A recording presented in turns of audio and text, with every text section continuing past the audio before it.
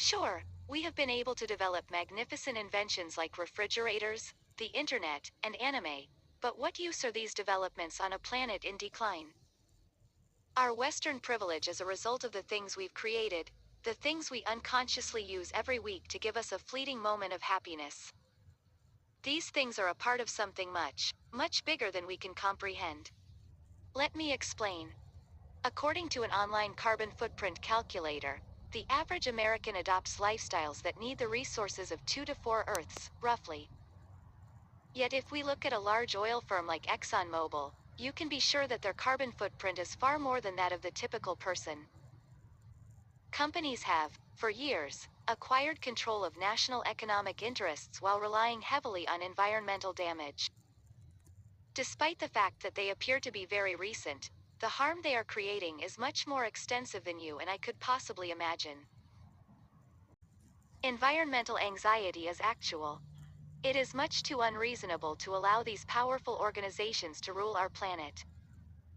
Millions of people in our country should not have to drive great distances in search of food that has not been chemically sprayed a dozen times, wrapped in 3 layers of plastic, or mass-produced for convenience.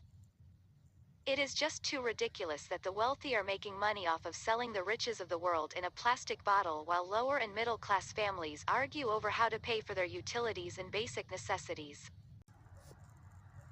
Being forced into a consumerist culture at the dawn of the 21st century when we have little to no control over what occurs above us is simply too unjustified, and yet it still happens today.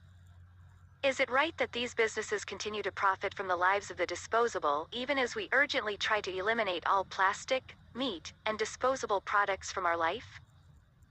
You chose a glass juice container over a plastic one. That was crucial. You participated in a demonstration that was no bigger than a classroom? That was crucial. Because you forgot your reusable bag, you decided to use the CVS bag instead.